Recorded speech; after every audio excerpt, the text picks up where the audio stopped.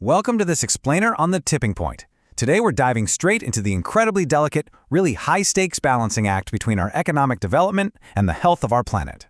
For the longest time, humanity basically treated economic growth and environmental preservation as two completely separate things. But as you've probably noticed, the economic progress we've achieved has come at a very, very heavy price. So to truly understand the unsustainable path we've taken and the massive challenges of sustainable development moving forward, we need to take a hard look at the relationship between our economy and our ecology. Now, that is a pretty chilling thought, right? If left entirely to its own devices, the environment could easily just keep supporting life for millions of years without a hitch. But us, human beings armed with modern technology, we have this totally unique capacity to bring about far-reaching, irreversible changes to the planet, whether we actually intend to or not. At the end of the day, we're the ultimate disruptors in this whole planetary scheme. So, before we get into the crisis itself, let's lay down what we actually mean by the environment. It's basically our total planetary inheritance. We're talking about a massive, dynamic mix of living, biotic elements, like our forests and wildlife, constantly interacting with non-living, abiotic elements, like the air, water, and sunlight. The study of the environment is really just the study of that incredible interrelationship between all these living and non-living parts. And this environment, it acts as our absolute foundation. It constantly performs four vital functions to keep the whole planet running. First, it supplies all our resources, from renewable forests to non-renewable fossil fuels. Second, it steps in to assimilate our waste. Third, it sustains all life through genetic biodiversity. And finally, it provides those beautiful aesthetic services that just make our quality of life better. As long as our demands don't overload those four functions, the engine runs totally smoothly. Take a pristine, snow-fed Himalayan stream, for example. Today, stunning spots like this are among the very few freshwater sources left on Earth that remain completely unpolluted. It's a stark, beautiful reminder of what nature actually looks like before human demand overloads the system, fulfilling those resource-providing and aesthetic functions perfectly. Now, for most of human history, this system worked flawlessly. Back in the early days of civilization, our demand for resources was way, way below what the Earth could easily supply. And the pollution we did generate, that was well within the environment's ability to absorb it. But then, the Industrial Revolution completely flipped the script. Today, in our post-industrial era, our skyrocketing demand far exceeds the planet's ability to regenerate.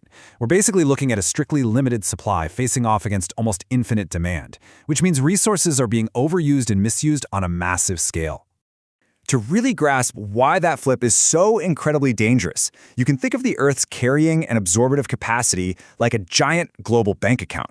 For a long time, we lived quite comfortably off the interest, meaning we only extracted resources at the exact rate that could naturally regenerate and produced waste the environment could easily handle.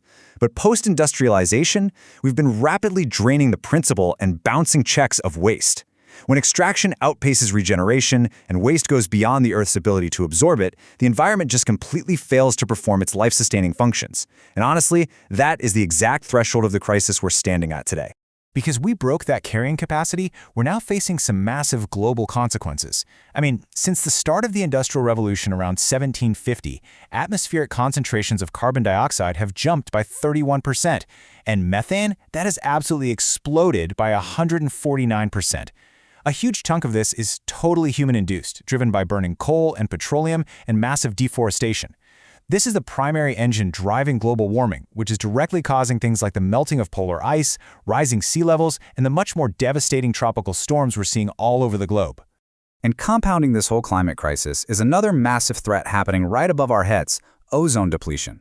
You know those chemicals in older air conditioners and fire extinguishers? They were actively destroying the stratosphere. In just a single decade, we literally lost 5% of the ozone layer, exposing us to harmful UV radiation that can cause skin cancer and devastate aquatic life.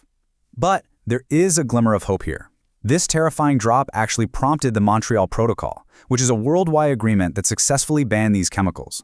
It really proves we can course correct when we absolutely need to. So, if we zoom in from the global scale, India actually serves as a perfect case study to see how incredibly complex this balancing act is on the ground. India is dealing with what we call an environmental dichotomy. On one side, you have the severe threat of poverty-induced environmental degradation, where people are just forced to overuse basic local resources simply to survive. But then, on the flip side, you have the massive threat of pollution born from newfound affluence and a rapidly growing industrial sector. It's this dual threat that puts enormous, completely opposing pressures on the whole country. And the stakes here are incredibly high because India is sitting on just a mind-boggling amount of natural wealth. This is the very foundation that built its ancient civilization and continues to fuel its modern economic boom. You've got the rich black soil of the Deccan Plateau, the intensely fertile Indo-Gangetic plains, these incredibly lush and diverse forests, and a staggering 8% of the world's total iron ore reserves. Throw in massive deposits of bauxite, copper, diamonds, and gold, and you've got an absolute powerhouse of natural resources. But of course, all that rapid economic development has come at a truly staggering cost. Get this, 5.3 billion tons. That is the amount of topsoil eroded in India every single year. Deforestation, improper crop rotation, and excessive chemicals aren't just moving dirt around. They're actively stripping the country of millions of tons of vital nutrients like nitrogen, phosphorus, and potassium annually. It's literally a fundamental hollowing out of the land's capacity to support life. And, this pressure isn't just degrading the land, it's choking the air. By 2022, the number of registered motor vehicles in India exploded to 350 million, or 35 crores. To put that completely wild pace of growth into perspective, back in 1951, there were only 300,000 vehicles in the entire country. Because all these two-wheelers and cars act as ground-level emission sources, they have a direct, incredibly toxic impact on the health of anyone living in these urban centers. But perhaps most shockingly, a full 70% of all surface water in India is now polluted. Decades of past development have contaminated and dried up rivers and aquifers, turning fresh water from what should be a basic human right into a scarce economic good. This incredible level of contamination has caused a sharp rise in waterborne diseases like cholera. And when you combine that with the respiratory illnesses from the air pollution we were just talking about, the economic toll is massive. Both the government and the public are forced to spend skyrocketing amounts on healthcare just to survive the degraded environmental quality.